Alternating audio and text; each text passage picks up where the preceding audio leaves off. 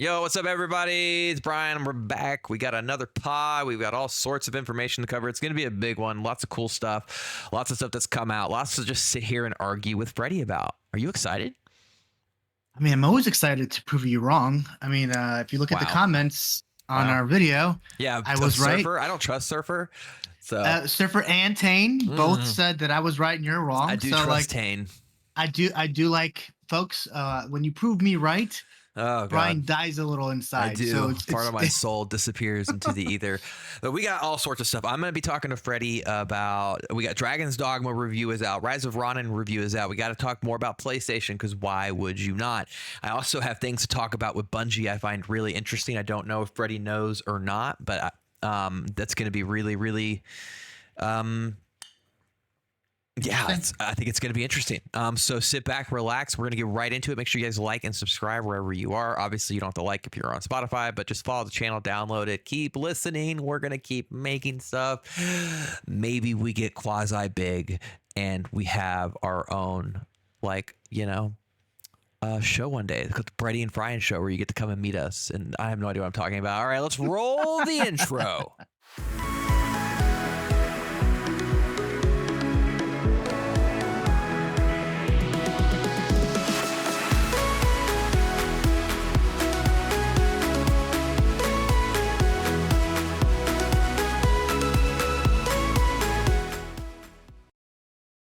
I did that late. Whoopsie. All right, let's get right into it, dude. Where do you want to start? Do you want to start on the Bungie thing? Because I think this Bungie thing is crazy. I don't know anything about it, so go ahead. You know nothing about it? Oh my goodness! Nothing about it. Yes. I'm gonna pause our logo here because it just keeps rotating over and over again. So if you happen to be looking at it, it just keeps animating. Although the animation is nice. Okay, Bungie. Huge things happening over at Bungie. Huge. Okay. Huge. Okay. So first off, I do want to I want to kick off the Destiny thing. I think it's pretty interesting. There's two conversations here I want to have on Bungie. One is on player toxicity and what that maybe stems from. And I don't know, maybe we get a little bit into that. I want to get some thoughts on that. And then the second thing is continuing more on what we were talking about with the Sony Bungie merger. And if Sony's going to take over Bungie, I want to start there. And the reason I want to start there is twofold. So just recently we had there's a showcase for whatever reason, and honestly horrible marketing. Destiny's going to do 3 videos over their Into the Light update. So if you don't know or if you've forgotten, because everybody has fallen asleep on Destiny, not really. It still has 50,000 concurrent players on Steam, but that's actually criminally low for that game. They have had a huge break here. Obviously, we all know there was they fired a bunch of people. Sony was like, you're not making, they're behind on money by a ton.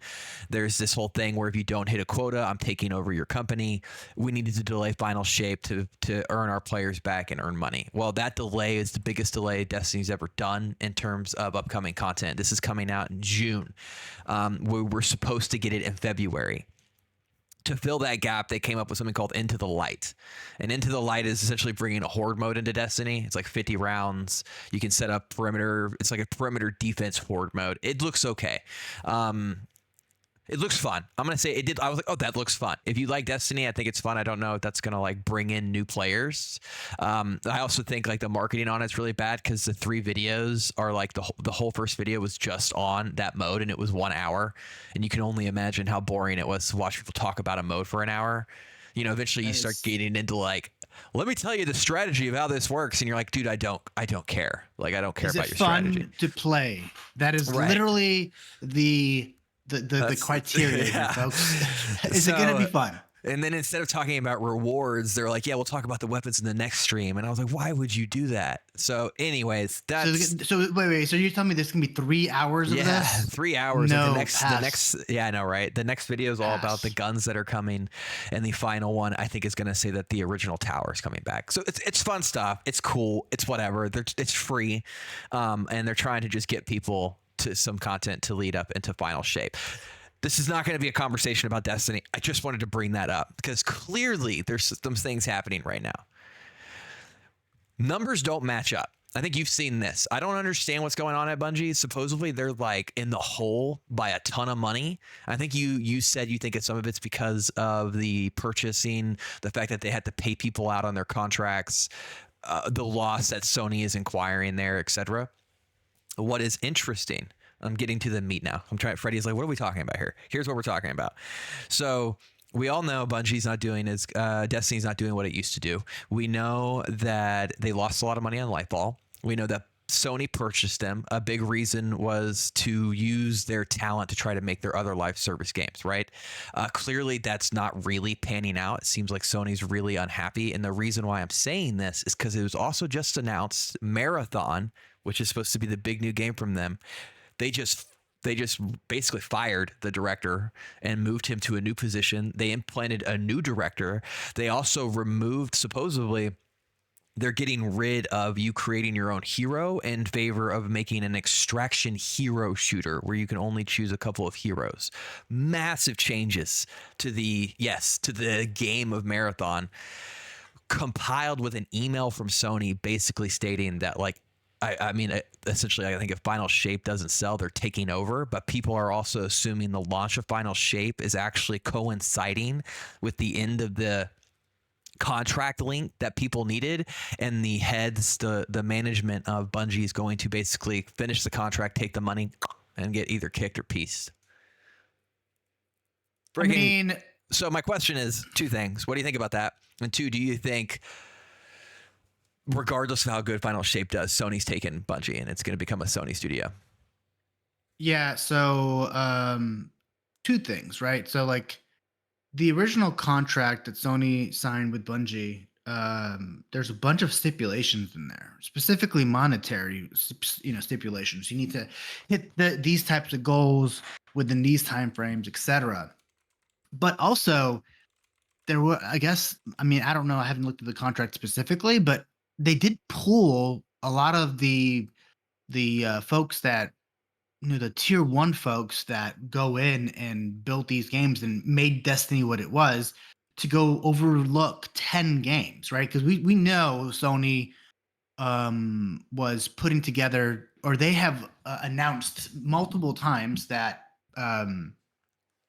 that they're going to be making 10 games, right? So that takes a lot of time.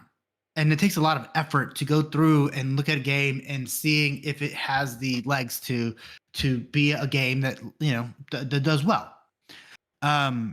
So to me, I saw the writing on the wall. I thought that Bungie, as we know it, will end whenever they don't meet the criteria, which is right around the corner, right? They already had a massive layoff to keep the heads afloat. And to that note, after the layoff is when it was revealed it was Bungie's revenue for all of fiscal year 2023 was down 45%. Yeah. So I think Destiny at this point, I think it's ran its course. I think the core team that built Destiny is going to be gone. I mean, I don't think they. That's what I think. I don't think they stay. I think they are probably being overworked by Sony, because that's the biggest purchase Sony's made, I believe, ever. Well, supposedly Sony's not actually overworking them. The issue is actually the management or the leadership of Bungie itself is terrible. I suppose they're just like god awful. Which is why they're in this hole, which is interesting too, because this is from IGN, and it's the multiple sources are saying that they're like, and Marathon's huge, and they shifted all of their creator leadership around Marathon, including removing longtime Bungie designer Christopher Barrett from the game director role, and it's being replaced by former Valorant game director Joe Ziegler, and that is, and the changes he is bringing is moving away from custom player characters in favor of a selectable cast of heroes. I mean, if you're gonna make it free to players, I feel like Marathon screams free to play. I think it's gonna be free to play, 100%. Yeah. So free to play, I mean, it's gonna be like, it really reminds me of a game I play occasionally, which is oh my god, I can't think of it now.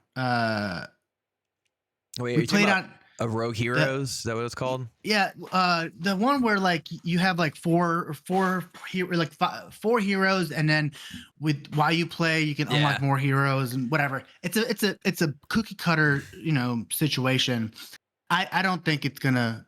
I think Marathon is destined to fail, especially if they're shuffling the director at this point. The game's not going to come out for a couple years, 3 years now. They're trying to push it out the door. Yeah, I don't think the people that make Destiny are going to be. But here's the thing. Let's go back a couple years, right? Destiny or Bungie was part of what company before asking to leave? Oh, yeah, that was Activision, right? Activision, right. So, like, you have to think, was it Activision or was it Bungie? That's my question, yeah. Like, was Activision actually the problem? Because then when they went on their own, it just seems like the problems just got worse. Well, I think they just lack structure, right? They had structure at Activision because these are the parameters you need to meet to be successful.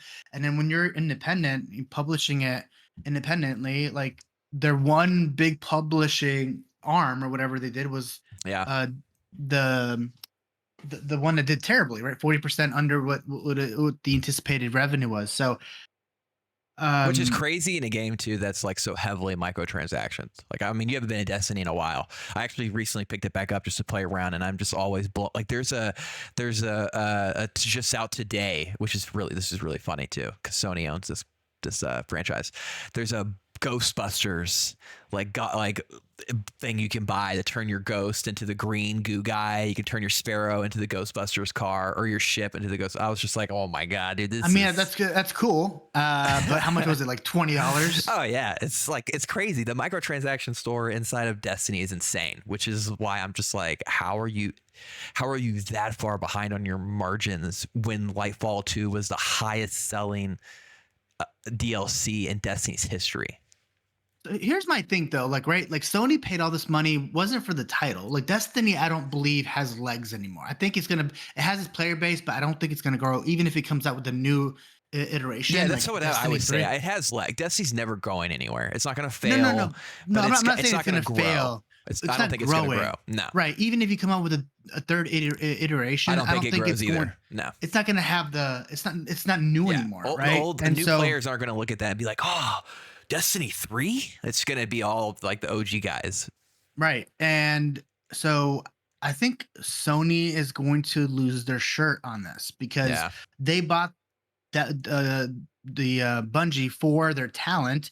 Their talent contracts is a 4-year. Remember, it was a 4-year deal that they make all this money if they stay. That 4 years is about to expire. And supposedly they're all going to peace. I believe they go and I think like if I was a conniving asshole, I would reach out to Microsoft and be like, hey, Microsoft, your Halo games have been terrible. Let me come and fix that. Let me come and make you a new Halo game from the ground up. That would be and crazy. Then just give us a bag. Give us a bag of money. And Microsoft's like, yeah, please come and take this pile of trash and make it better, please. So I don't know. I think Sony is in a very particular position. And since we're on the topic of Sony, do you want to talk about Sony's hardware? Oh, I do. But I want to hit up this with the quickly thing. Because this doesn't have to go long. I thought this was interesting. In the Destiny's reveal video that they did, the toxicity of people and for that community is freaking insane. There were 100,000 people watching it. The guy who was streaming it accidentally like alt tabbed and showed his Steam username. Have you heard about this? No. Oh my god, he accidentally revealed it. He supposedly didn't notice during the streaming, but he revealed it. A bunch of people got a handle of it and started sending him friend requests. Go kill yourself. You're an ugly N-word. In die. Like, I mean, it was crazy. Like Bungie's now trying to ban all these people who did this and figure it out. Was it on PC? Yeah, it was on PC when they were showing it. It was on Steam. I don't really know what my question is here.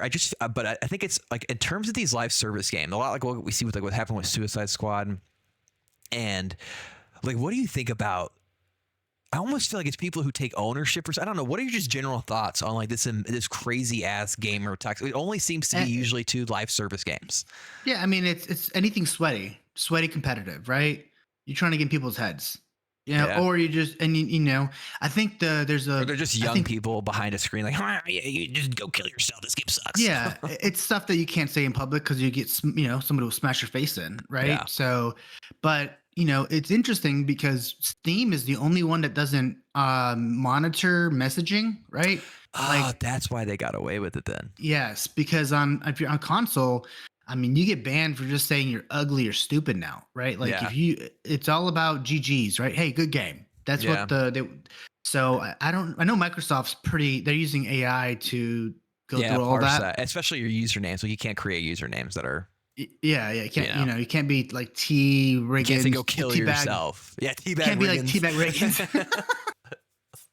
but I think toxicity is just part of the game. I think it's not a good part of the game. That's why I never even put my headset on anymore because it's just like I was playing Call of Duty and it's literally like a bunch of people just cussing at each other as fast as they can before the match starts. So you And just it's think that just comes with any game with PvP. yeah, anything I just sweaty. feel like that is what it is too, because I don't think like you don't see like people on Dragon's Dogma 2 just coming out being like, yeah, go have sex with the dragon. Like nobody cares. They're just like, oh, cool, this looks like a fun game. Yeah, exactly. It's not competitive games generally just, and then it's also a bunch of bros, right? Like that's games like and you play football or Oh, dude, shooters the Madden community. yeah, like I mean, it's pretty toxic. But again, it's all about I mean, it's like that in real sports, right? Like right. Guys would be like, hey, I had sex with your mother right before you go for like a free throw or something, just to get in your head. It's just crazy to see like what they're doing to the devs though. Like I'm just like lay off people, the dev dude. stuff is like insane though. I don't understand that. Like, what do you think they're gonna do? They're gonna make the big game better because you told them to kill themselves? Like kill themselves. Like you're so stupid. All right. Well, I was just curious. Just it is. And plus, I just wanted to bring that up because I thought that was just an interesting thing that happened during that. That was like just so wild, and it let me also Google the PlayStation 5 Pro because I do want to move into that. So, one, do you believe these leaks? The leaks, of course, are. I do. Where are my leaks? Let's see. They've said that the PlayStation 5 Pro is going to release in November. The biggest upgrade is to the GPU and the RAM. That makes it an 8K console gaming. I don't care about that. I do know that the GPU and RAM will have a significant upgrade with a lean into the AI side, but with a barely like CPU tiny P of CPU change. It's like almost next to nothing. Yeah. So what do you think about this? I mean, I already looked into it. And most people agree. I mean, it's going to. So okay, let's just talk about games, right? So Sony uses more So okay, let's just go back. So GPU and CPU, right? GPU is graphics and fidelity, right? Yes. So Sony makes single player games, right? It's not a CPU heavy games, right? They don't necessarily like, for example, Starfield. Very heavy CPU because CPU tracks things throughout the game, right? So God of War, not very heavy. Yeah. So oh wait, hang on, here we go. I got it. So it says right here, when it comes to PlayStation 5 Pro specs, two words keep cropping up: 8K ray tracing. Don't know why 8K is cropping up. That is so weird. No games are in 8K, but so I almost want to ignore that. I think that is the dumbest marketing term on the. It's not. You don't real. even play 8K games on PC. It's absolutely nonsense. It's for normies that don't know anything about gaming. So, but ray tracing is the big thing here, and what they say. This is from Tom'sGuide.com. I'm assuming this is some hardware place. Insider Gaming has expanded. I mean, excuse me. To put that into perspective, the PlayStation 5 currently has 10.28 teraflops. So in plain English, that would be has 2.28 teraflops. That's total power output. The PlayStation 5 Pro is currently being projected to boost 67 teraflops of compute power, equating to mere 33.5 teraflops of floating point performance in world gameplay terms. Essentially, to expand upon that, this source is suggesting that the Pro is going to get a big boost to system memory, leaping from 448 gigabytes of memory on the base PlayStation 5 to 576.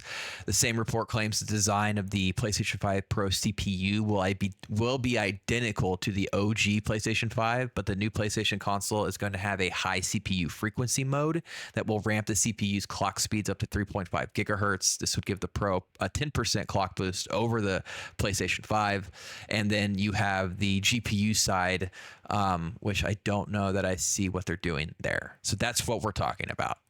Yep. So just off the top, right? Their GPU is at 3.5, right? That's with the new update. No, that was CPU. Right. So I'm saying the CPU is at Yeah, 3.5. the CPU is gonna essentially with this update, the CPU is literally the exact same. They're just using something called a high CPU frequency mode to push out 10% more. Yeah, yeah. Which is what. Okay. So let's just back up just to Yeah, go over it. yeah. Okay. Take me So through take me through this the tech. so let's just look at the original X Series X, right? The Series X has 8 cores at 3.8 gigahertz right now, right? And they're using the Zen 2 CPU, Right. which means that they can also overclock it to 10 more percent, which put them at 4 gigahertz, which is outperforming the PlayStation. Their GPU on the Xbox side is 12 teraflops, which is, and then they're using RDNA 2 Right. GPU. So it's, to me, I mean, I think what's going to happen is you're going to have, PlayStation specific games that made by PlayStation because they rely heavily on GPU instead of CPU. They might actually get a benefit out of this, Yeah, but like a 60 over 60 FPS ray tracing. maybe because ray tracing also requires CPU. I think what's going to happen here is the hard. It's not new hardware, right? It's just the same hardware with a little bit faster clock.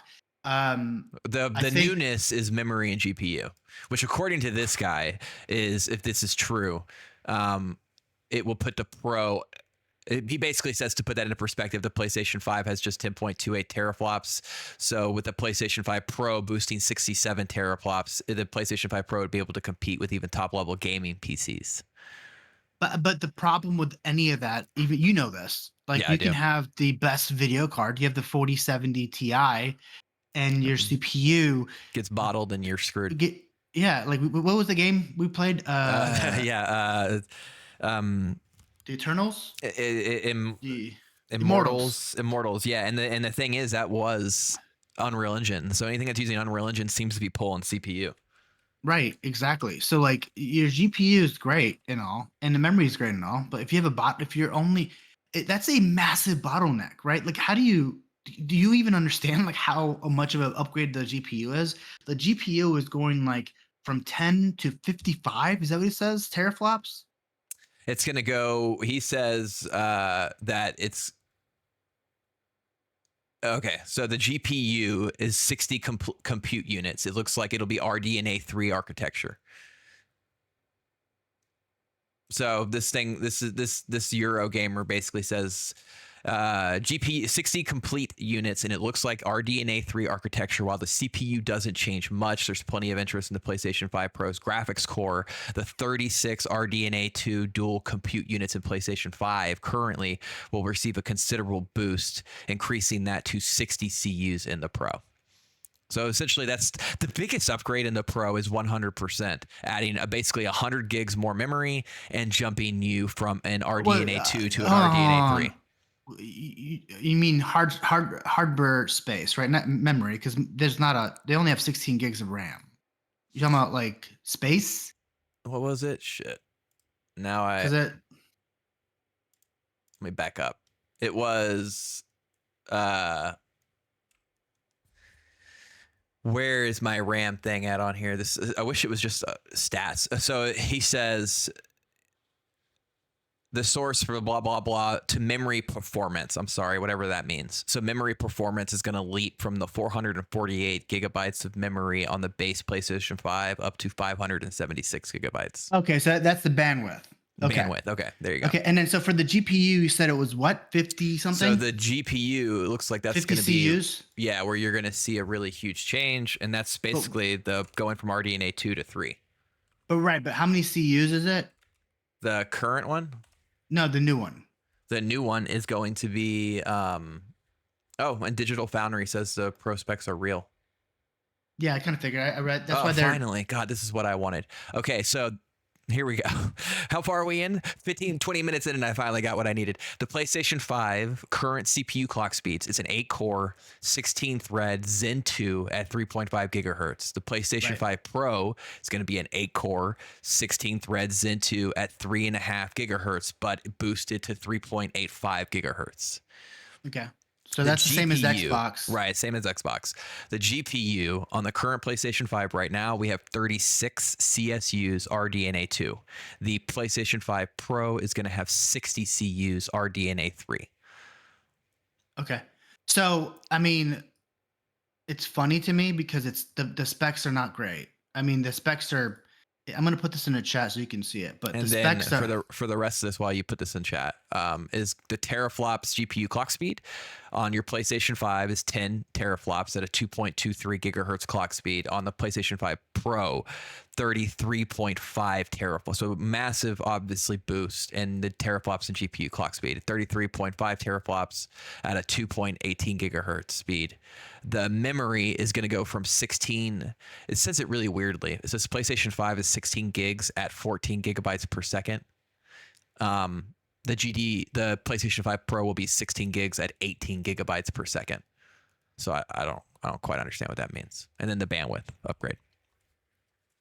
Yeah, so I don't those teraflop numbers seems a little out of control because if you look at it's probably RDNA 3. That's why. It's definitely a huge change since they're going from an entirely new generation of the RNDA. yeah, but the problem with all that is you're looking at the CPU, which is Zen 2 and RDNA 3. Well, the teraflops are jumping because that GPU jump is massive. It's like double what it currently is. 36 CSUs to 60. Yeah, but look at Xbox. Xbox has 52 currently CUs. Oh, does it? Yes, it does. Yeah. So wow. I just put in a chat.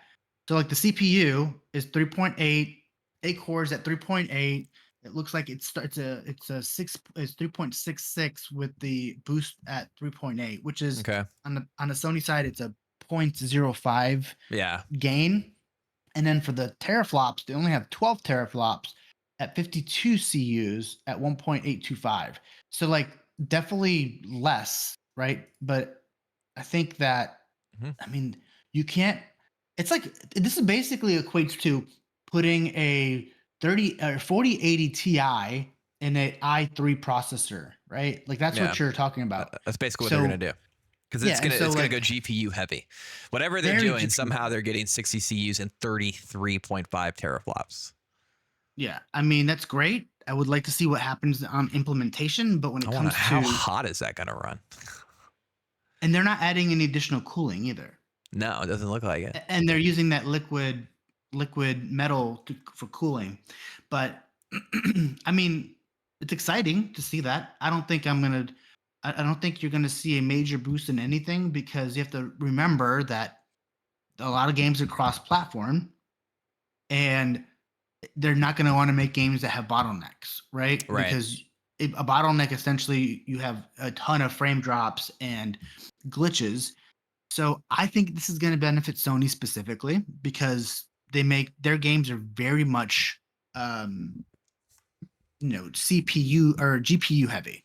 God of War, all these games. Even Digital Foundry says that. Digital Foundry basically says the real difference is going to come from the PlayStation 5 Pro's machine learning and upscaling, and that's the AI they're putting into it, that will reportedly create its own upscaling software called PlayStation Spectral Resolution. So this is all, again, playing into like their games, right? That fits into the GPU and can theoretically upscale a game at 1080p to 4K in 2 milliseconds.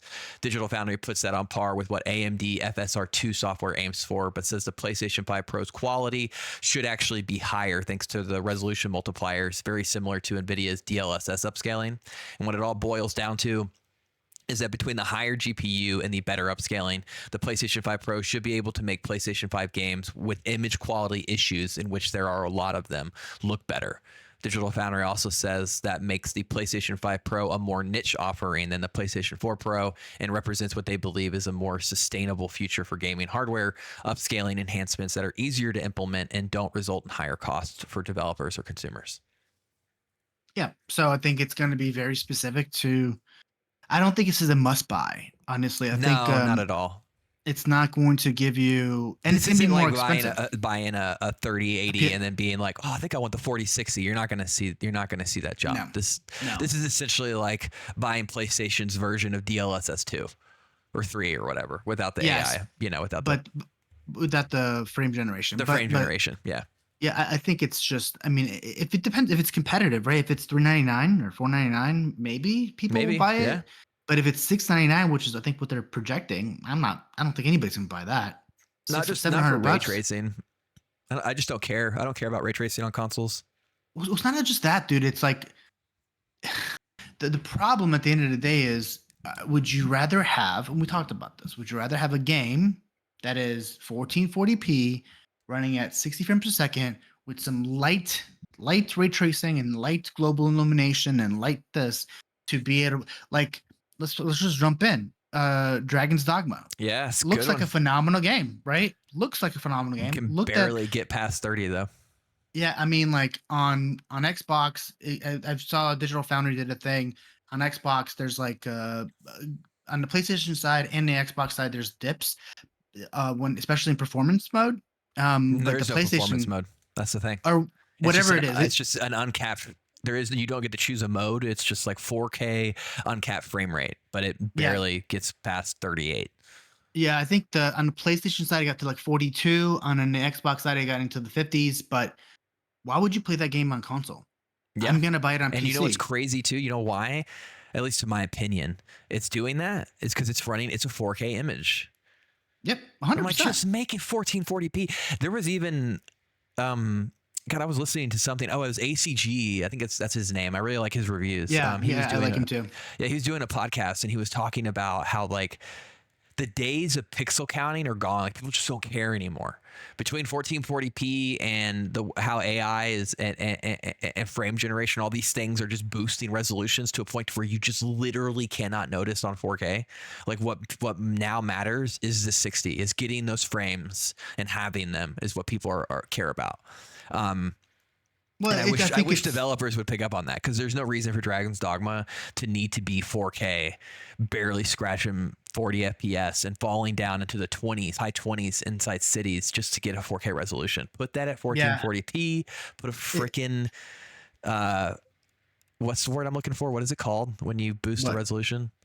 Upscale. An upscaler, which some TVs do. So you'll Yep. have the PlayStation doing it plus your TV, and give me 60. Like done. There's no need for the 4K on that game. Yeah, I think if you have a newer TV, if you have VRR on, VRR. It'll put you in the 50s and stuff. But I mean, this game is an easy PC game. To me, I'll play it 1440 at 80 frames a second all day. Yep, all day. And and you guess what? I can use it if I wanted to play with a controller. I can. Like I don't. The benefit is not there. And I don't think the PlayStation 5 Pro takes that game to 60 either. No, it wouldn't. It wouldn't. I think it would. Again, it's about the way the game is constructed, right? People are they're gonna have, when it comes to creating a game, right? Like just like for the Series S, we talked about the S, right? It's a niche console, yeah, because the CPU is the same, but the GPU is not, right? It's less. The downgrade, yeah. So it's a downgrade. But it's the same situation with an upgraded GPU, because what happens is you have to scale it for that GPU instead of, because the PlayStation 5 and the Xbox are pretty close, but they play down to the PlayStation because the specs on PlayStation are less. So, and they're made specifically for PlayStation because it has less, the scopes are less, and then they also have the most consoles. Now, with two consoles completely different, it's exactly the same as the Series S. It's going to have the same issues the Series S is going to have, because they're not going to make games specifically for those specs. They're going to make games for the PlayStation 5 and the Series X. You're going to get the boost from the Pro, which is going to be next to nothing. Like when these games come out too, I can't wait. Because like when the PlayStation 5 Pro comes out in November, and we get like the first PlayStation 5 game or whatever, that game is going to be 1440p, and they're going to be using the GPU and the scaling to make it to 4K, and be like, there you go, everything is 60. And it's going to be like, congratulations, you're doing what we're all doing on PC now. But they do it already. They already do. Oh, I know they do. They do the they do checkerboarding. Yeah, checkerboarding. It's just a better version of it. Again, if it's $3.99 and it's they do an all digital one for $3.99, I think that's a hell of a deal. $4.99, I'll consider it. I still wouldn't buy it though. I wouldn't. I already have a PlayStation, but if I didn't, and Xbox has no reason to do that right now. There's no reason to make a Series X Pro, because no, they don't need to. I mean, I think what's going to happen is they're going to probably push the Xbox Series X to new heights because they don't maybe have to play down to the Yeah. specs on the PlayStation. I mean, we haven't even fully moved out of the realm where people are making games for the previous console cycle. Like we're finally getting to a spot where you can't play a PlayStation 5 game on a PlayStation 4 or vice versa. Well, you have to think about the whole thing, right? It's a weird cycle because they say the console's a 10 years, it's a 10-year cycle for a console, and it takes 5 years to make a game. So that means you're going to get 2 games a year from a publisher, a decade, a decade, or not even, a decade. So like that's and then the thing is, they don't know the specs of the new console. So it's in the new software. I mean, look at Unreal 5, right? They were using Unreal 4 until 2 years ago, whenever they showed off the Matrix, what was it called? Unleashed or whatever it is with the Unreal 5 engine. I can't remember. Immortals of Avium. What are you talking about? No, I'm talking about the Matrix, dude. What? You are not listening at all. What I just said. Oh no, I was reading a Twitter thing, and then I heard you say, "Oh, yeah, you're talking about the Unreal demo. 5." Yeah, so I was just saying they were using the Unreal 4 point. I tuned out for like all 30 seconds. Somehow missed a very important, crucial part of your sentence. But anyways. The Dragon Dogma looks good. Good reviews. I think it's in. Dragon. Yeah, I mean, it looks great. I mean, if you like the first, I think if you like the first game, you're gonna like the second game. I've never played the first one, so if you didn't like it, you may not like it because it doesn't have some of the newer 21st century stuff that they put in RPG games. There's no like real fast travel. You have to do a whole lot of walking. I did. Yeah. But for Dragon's Dogma, it's just a high fantasy style game. So you're either into that or you're not. Is that a game that's getting good reviews? Is that something you can get? Oh, dude, 100%. I love the first Dragon's Dogma. It's got the best RPG combat in any game I've ever played ever. And Dragon's Dogma 2. Really? Oh, dude, there's nothing like it. Like the magic system and the combat system in Dragon's Dogma is so good. They're called vocations, and you can switch them out at any time. It's just really, really, really, really, really good. And they basically just took one and made it bigger. I do wish there was fast travel and stuff too. That wasn't so excruciatingly painful, but that's just the DNA of that game. Is it a Souls type game where you die and you lose stuff? Not really.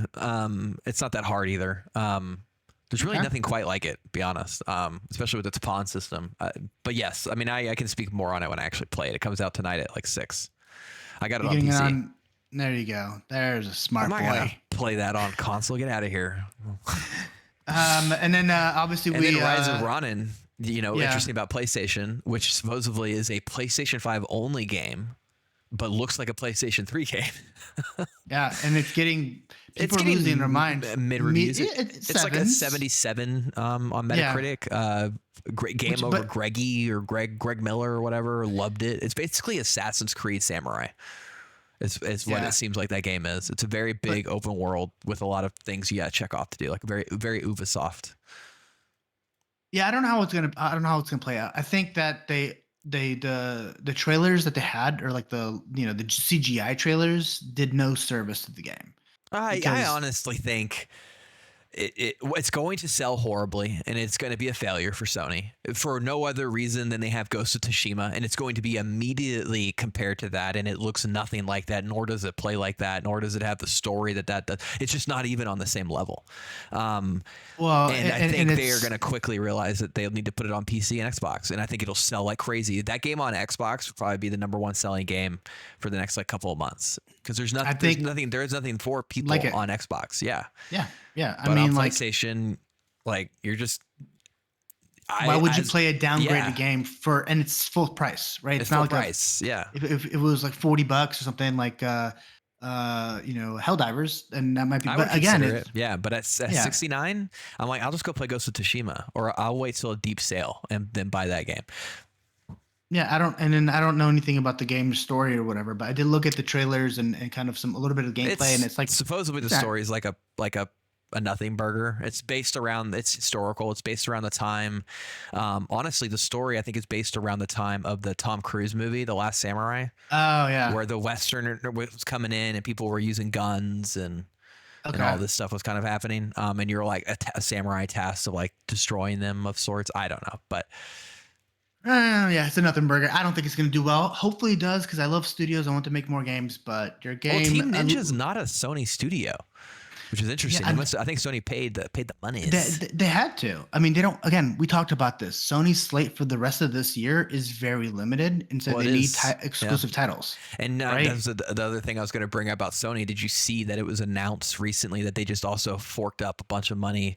Nobody knows what it is yet, but for a third-party game that they're making exclusive, which some people think it's the V for Vampire or whatever game that's on PC that was big in early 2023, but nobody really plays it anymore. I mean, people still play it, but it's just not as big as it was. Vampire Rising, I think is what it's called. Yeah. I mean, I don't know. I know they're desperate for content because they don't have any. I think we talked about this. They shot themselves in the foot with these live service nonsense, and then now they're paying for it. But the way I look at it really is a few things. Sony has a lot in the bag that they have a lot of costs accumulating right now, and they need to stay afloat until they figure out what to do.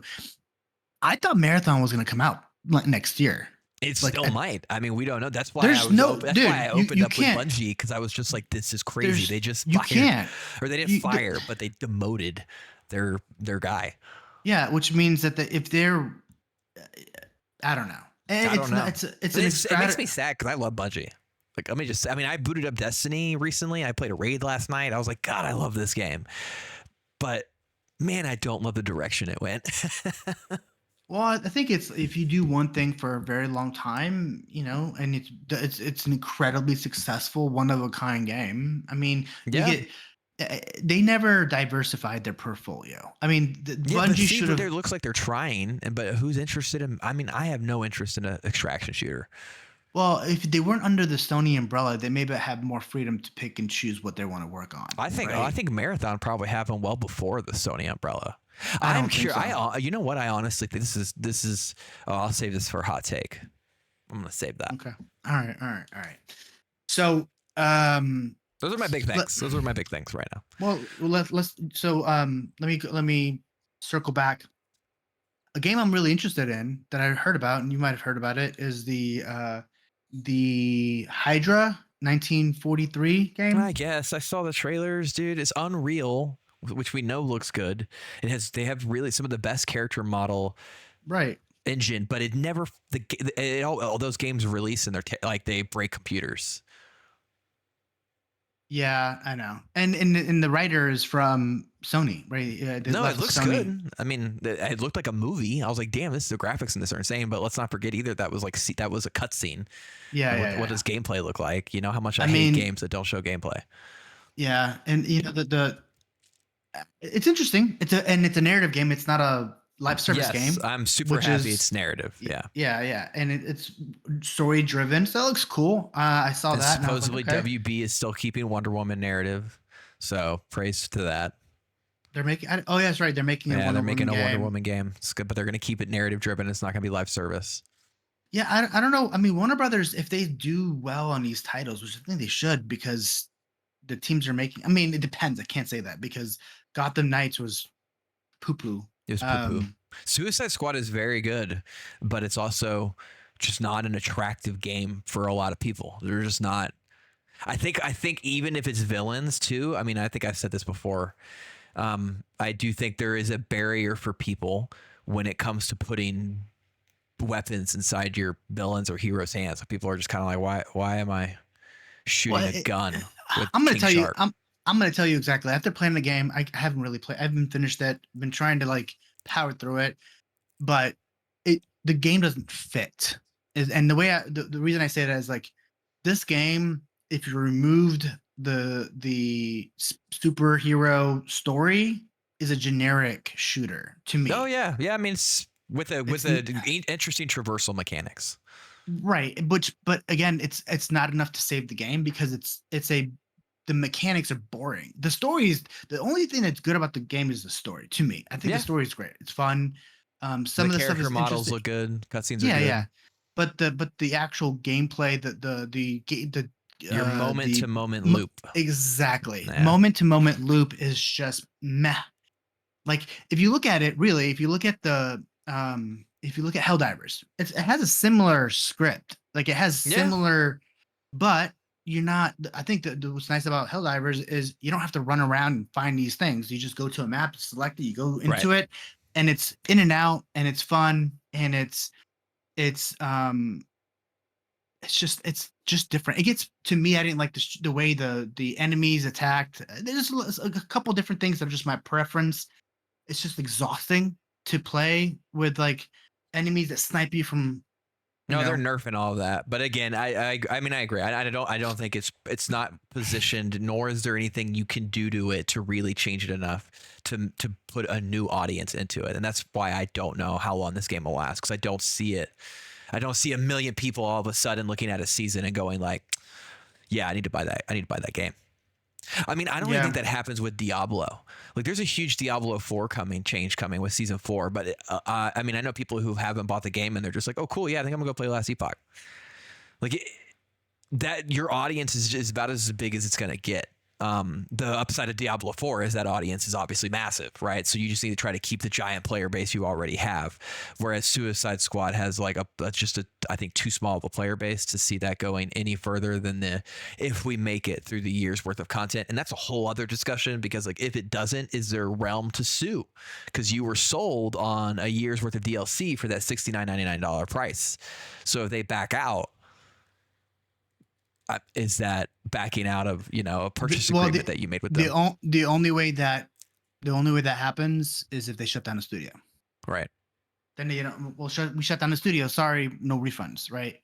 Which is what people are afraid of. That this game probably just spelled the death of Rocksteady. Who knows? Mean, they should. I mean, they can probably go somewhere else to make a better game. Honestly. No, they definitely could. It's a guaranteed. This game, if this was an RPG or whatever, it would have been the highest. It probably would have beat Hogwarts. Oh yeah, 100%. I mean, in the feel is nice. It's just the loop is boring. If this would have been switched and it was the Justice League fighting against Brainiac, it definitely would have sold more than Hogwarts. It would have been probably one of the best selling games of the year. Yeah, so I'm not going to deny that. So what's interesting, let's just go back. So I really thought that the Hogwarts game would be very difficult to make and make it fun, because it's so vast and big. I think if they were able to pull that off, I mean, I know there's always the problem with the Justice League, right? Is like Superman is Superman, right? Yeah. And then you have Aquaman. All these people are like uber overpowered. We make that argument, but like we just fought Superman, supposedly killed him. Yeah, exactly. So I think that I would make a Justice League game with all the villains would print money, dude. It would print. And don't make it live service. Make it like Valhalla, and just put seasons in it and add in like good DLC. Oh my god, like it'd be huge. Imagine like it was kind of like the way I would do it if I was like the WB and I was like, I'm gonna run this. I would make it Valhalla, but each character has a season, and then that'd be cool. And you build your story, and then once you beat that, you go to you team up with Superman. And there's already kind of a roadmap with Avengers. I mean, God, if Avengers was an RPG, that game would have been. It'd still be around right now. Yeah, you could have timed the. I mean, some of this shit I feel like it writes itself. You literally could have timed like DLC with Marvel's movie catalog. Like, hey, we're going to drop a Deadpool DLC. It's like 8 hours of a campaign. People be like, oh, cool, I'm going to buy that and boot that game back up. It just would have kept going and going. Yeah, I think that, we talked about this. The campaign itself was so much fun. So much fun.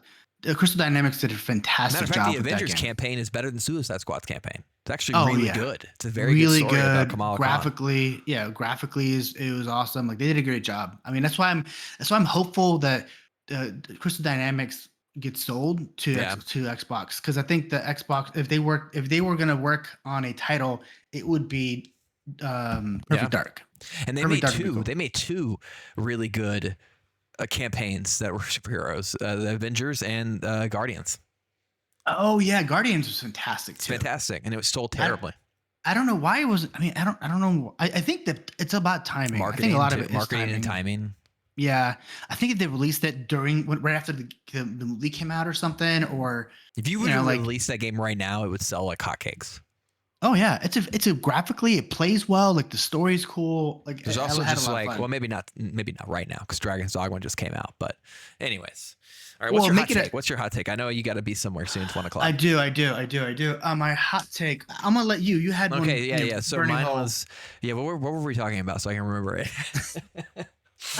What We was talked it? a lot. Oh, Sony we were talking or about Sony, and I was saying something about Bungie, Bungie. My Destiny. my hot take was that Final Shape's going to come out. It's not going to sell what it wants. Sony is going to take over Bungie, and whatever Destiny comes out after that's probably going to be the best version that's ever been created. Oh my god, that's a terrible take. You think Sony's gonna make a better Destiny with everybody leaving? I think that there is just some really solid people at Sony and out of anybody to take over Bungie and to put their Sony stamp on it. Like the quality, the time, the thoughtfulness could be very good for Destiny and get it out of the leadership and out of the hands of people who have been in it for too long. The problem with that is you're gonna have a mass exodus of people that made the game. They're not gonna stay. No, I know. And you're not gonna want to take away talent from the current studios. Hey, dude, it's a hot take for a reason. It's a terrible take. Take it back. No, because Bungie's not going to go anywhere. Destiny's going to, I mean, there'll be a Destiny 3 at some point, but maybe it depends on how well it does. If it doesn't do well, I mean, it always does well though. I mean, at the end of the day, it's in the you worst literally state. just said. I mean, you literally said it was 40% below what. I don't know what's going on there. Again, maybe that's too many people because Lightfall was the highest selling, right? And every day, even in its worst state, which is current right now, it's the worst Destiny state's ever been in. There are 50,000 concurrent players just on PC. That's a drop in a bucket, dude. Bruh. That's a drop in a bucket. Let me just like pull up, I don't know, Elder Scrolls, which has been going around for forever. It is not a multiplayer game. Yes, it is. It's an MMO. It's an MM. Yes, I know, but it's not multiplayer. MMO is different. The Elder Scrolls Online is a multiplayer game, and it's an MMO. It's also been around for like 4 decades, dude. It has, but its all-time player peak on PC, 49,000. Okay, it's an old ass game. What are you talking about? People are. I mean, they're still adding new content into it every year. It's still going. It's a game that's been around for 40 years. What are you talking about? Okay, so give me one then. Like 50,000 concurrent players is really, really good. Is what I'm trying to say. I mean, it's not enough to keep a studio open. That's yes, for sure. It is. 100% because that's what I'm trying to say. Like Elder Scrolls is still open and it doesn't even get close to hitting that.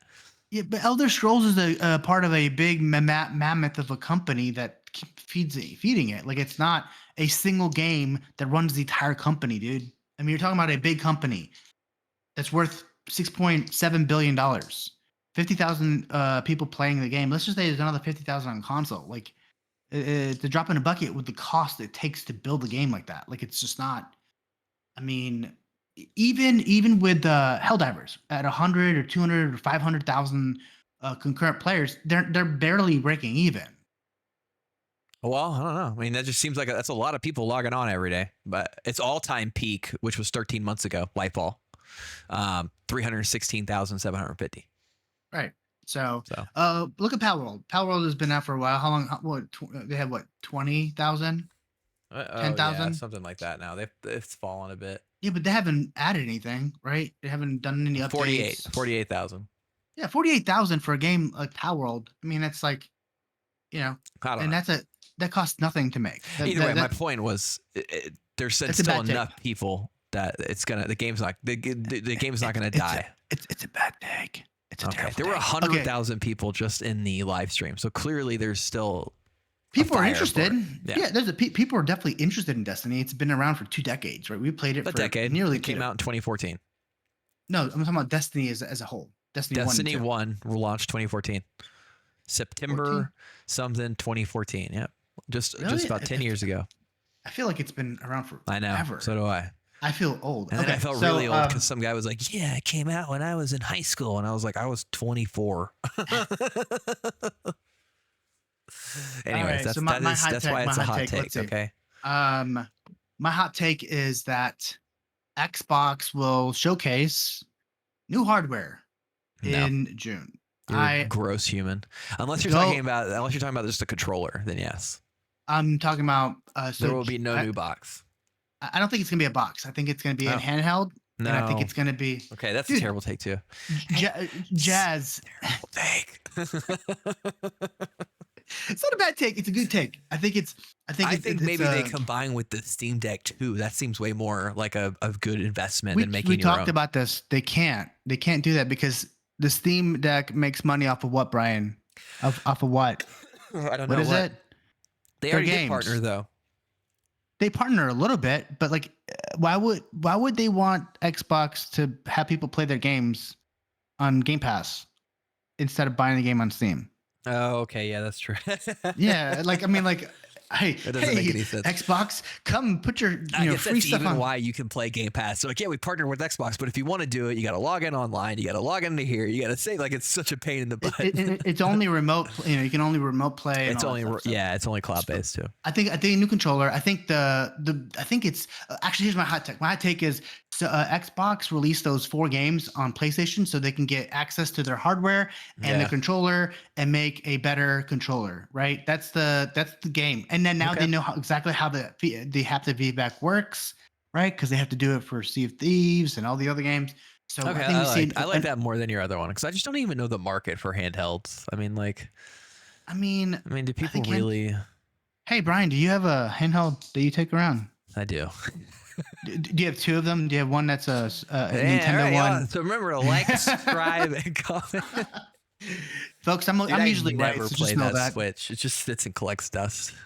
I mean, why would you have if you didn't have the Steam Deck? I would be more interested in a Xbox Series X quality Switch device than I would anything else. Play Zelda at 60, like get into some of those really good Nintendo games at a really good frame rate would be way more. I'd be way more invested in that than I would anything from Xbox or PlayStation. The game won Game of the Year. Did they win the Game of the Year? Zelda did? No, who was? No. That was Baldur's Gate 3. Baldur's Gate is great, but yeah, like it was nominated at 23 frames a second. Oh, I know. That's insane. I just want to remind people of that on Twitter when they bitch about Dragon's Dogma. I'm like, you guys love Zelda, and that ran at like garbage FPS. Yeah. 23. That's below 24 frames a second is what movies are, guys. So 23 is below what regular movies are. So anyways, all right. Well, let's close it out then. Make sure you guys like, subscribe. We'll be around. Whoa. You gonna give me any dad advice or what? Oh man. I don't have any dad advice. You just remind me I'm a dad. God damn it, Freddie. You did. My kids aren't here right now. It's work time. I have one because I'm a new dad. If your kid is cranky for no reason, there's probably a reason. Whiskey. I woke up and then the next day I was like, she was really pissy all day. And I'm like, what is going on? I was trying to give her, whatever. And then the next day, 2 new teeth came in. Oh, teething is huge, dude. Teething pisses all kids off. Yeah, so she ended up going from 4 teeth to 6 teeth overnight, essentially. Right, that's what happens. And then she was very happy the next day. She was like, "Oh, I love you." And then obviously there's more teeth coming, so she'll it's gonna be a love and hate relationship for the duration. So. It's cool when they get older. I will say that. I don't have advice, but I really enjoy I took Summer to we had a daddy-daughter date to go see Kung Fu Panda 4 in theaters, and she had a blast. It was so much fun. Plus, it's a cool movie. Awesome. I love Kung Fu Panda. I haven't seen it. I've seen the first 2. I don't think I've seen the third one. 3 is okay. 4 is definitely better than 3. 4 fits. 4 would have been a good 3. Is 3 with the other ninja animals? 3 is with like he finds all the pandas. Oh, I didn't see that one. There's like a lost panda town, and he finds them all. But anyway, she loves all 3 of them, and so she loved 4. 4 was a lot of fun, and she got popcorn and cookies and lemonade, and she ate herself into a sugar frenzy, and then I threw her at her mom. All right, man. Well, I'm gonna jump. Let's jump later. Everybody have a great evening, morning, and lunch, depending on when you're listening to those. And cheers and Cheerios. Laters.